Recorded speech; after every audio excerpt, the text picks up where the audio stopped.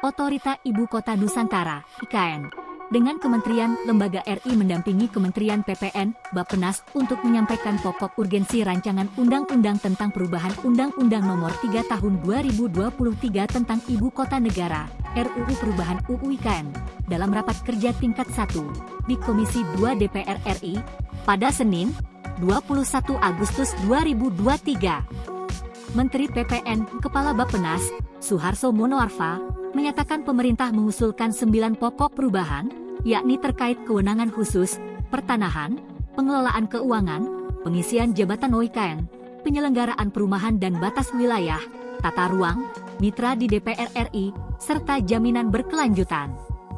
Sejak UU IKN diundangkan, ditemukan berbagai isu dan tantangan baru yang dihadapi oleh otorita IKN dalam pelaksanaan kegiatan 4P, yakni persiapan, pembangunan, dan pemindahan ibu kota negara, serta penyelenggaraan Pemdasus IKN.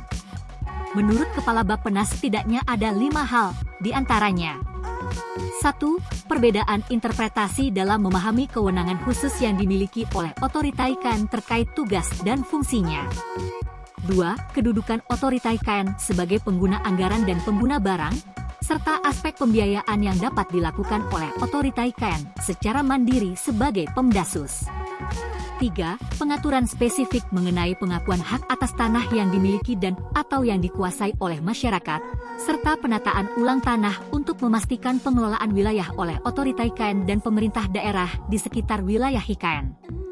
4. Pengaturan khusus untuk pengembang investor perumahan, serta jangka waktu hak atas tanah agar investasi di IKN menjadi lebih kompetitif. 5.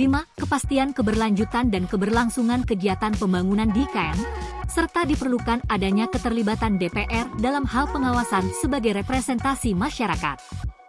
Kelima hal ini diakomodasi dalam langkah strategis yang tertuang dalam RUU Perubahan UU IKN nantinya, seperti 1. Penguatan kedudukan kelembagaan otorita IKN sebagai penyelenggara 4P, melalui penyempurnaan ketentuan mengenai kewenangan khusus otorita IKN dalam pelaksanaan urusan pemerintahan maupun kedudukannya sebagai pengelola anggaran barang.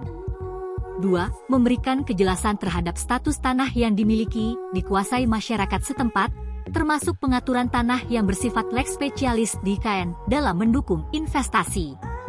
3. Memberikan kepastian hukum atas keberlanjutan kegiatan 4P, serta pengaturan dalam rangka percepatan pembangunan di IKN.